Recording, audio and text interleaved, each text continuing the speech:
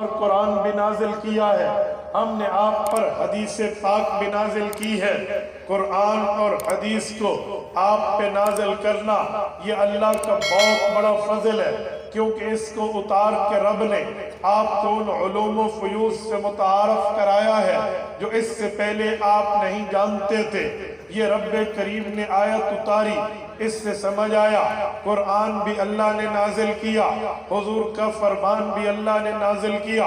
میرے دوستوں، میں اس کے ساتھ ساتھ ایک جملہ کہتا ہوں، پیغمبر کی حدیث کی اہمیت یہ صرف حدیث کی اہمیت نہیں ہے بلکہ ذات پیغمبر کی اہمیت ہے، جسے کہتے ہیں اتھارٹی آف دا سنہ۔ پیغمبر کی حدیث کی حجیت جو ہے یہ صرف حدیث پاک تک نہیں ہے بلکہ ذات رسالت تک ہے، کیونکہ پیغمبر کی ذات سراپا سچائی، پیغمبر کی ساتھ سراپا صدق و وفا، تو پیغمبر کی زبان سے نکلنے والی حدیث بھی سراپا سچائی۔ اور یہ بات ذہن میں رکھیں، جیسے قرآن کریم کا آج ختم ہوا ہے، ویسے حدیث پاک میں صحیح بخاری ایک اہم کتاب ہے، اس کا بھی اختتام ہوا ہے۔ میں آپ کی خدمت میں دو چار باتیں عرض کرنے لگا ہوں۔ پہلی بات میں نے حدیث پاک اور قرآن کی اہمیت پہ کی ہے، اس کے ساتھ توجہ ہوگی تو میرا اگلا جملہ آپ سمجھ پائیں گے۔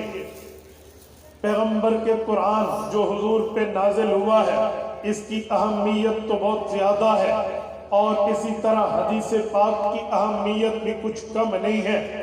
قرآن کریم کا انکاری تو بے ایمان ہے، لیکن حدیث کا انکاری کون ہے؟ حدیث کے انکاری کا مطلب کیا ہے؟ یاد رکھیں، اللہ کا کلام بتاتا ہے وَأَطِيعُوا اللَّهَ وَالرَّسُولَ، جیسے اللہ کی بات مانتے ہو ویسے رسول اللہ کی مانو۔ رب کریم کا قرآن بتاتا ہے یا ایھا الذین آمنوا اطیعوا اللہ واطیعوا الرسول واولی الامر منکم، اے لوگو تمہیں اللہ کی بات کو ماننا یہ بھی ضروری ہے، رسول اللہ کی بات کو ماننا یہ بھی ضروری ہے، فقہاء کی بات کو ماننا یہ بھی ضروری ہے۔ رب کا قرآن کہتا ہے وما آتاکم الرسول فخذوہ وما نہاکم عنہ فانتہوا، نبی جو دے اسے لے لو، جس سے نبی روکے اس سے رک جاؤ۔ اللہ کا قرآن کہتا ہے وَمَن يُشَاقِقِ الرَّسُولَ مِن بَعْدِ مَا تَبَيَّنَ لَهُ الْهُدَى وَيَتَّبِعْ غَيْرَ سَبِيلِ الْمُؤْمِنِينَ نُوَلِّهِ مَا تَوَلَّى وَنُصْلِهِ جَهَنَّمَ وَسَاءَتْ مَصِيرًا۔ فرمایا ہدایت واضح ہو جانے کے بعد کوئی پیغمبر کی مخالفت کرے اور پیغمبر کے راستے کے علاوہ، صحابہ کے راستے کے علاوہ، مؤمنین کے راستے کے سوا ہو کر چلے، رب اسے دو سزائیں دے گا، ایک دنیا میں دے گا ایک آخرت میں دے گا۔ دنیا میں سزا یہ ہے نُوَلِّهِ مَا تَوَلَّى، توبہ کی توفیق نہیں ملے گی۔ آخرت کی سزا یہ ہے وَنُصْلِهِ جَهَنَّمَ وَسَاءَتْ مَصِيرًا، اسے جہنم میں ڈالا جائے گا اور وہ جہنم بہت برا ٹھکانہ ہے۔ میرے دوستوں، میں اس حدیث پاک کی حجیت کو اس لیے آپ کی خدمت میں کہہ رہا ہوں تاکہ آپ کو اگلا جملہ سمجھا پاؤں۔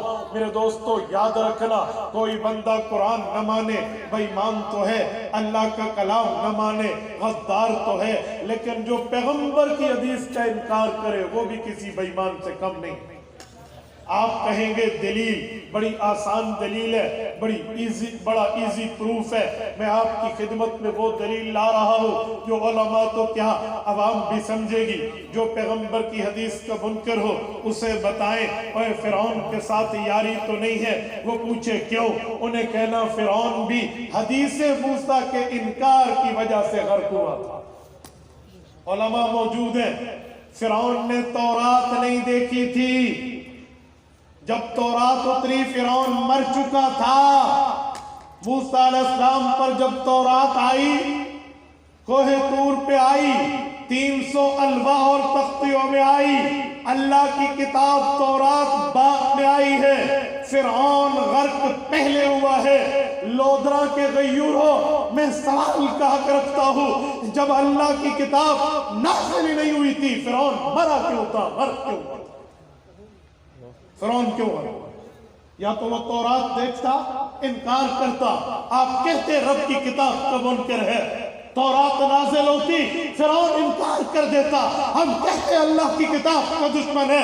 फग़श्यहुम मिनल यम्मि मा ग़श्यहुम, रब ने समंदर को मिला के इसे डुबो दिया। वअग़रक़ना आल फ़िरऔन वअंतुम तंज़ुरून, लाइव मंजर देखा मूसा अलैहिस्सलाम की कौम ने और फिरौन डूबा।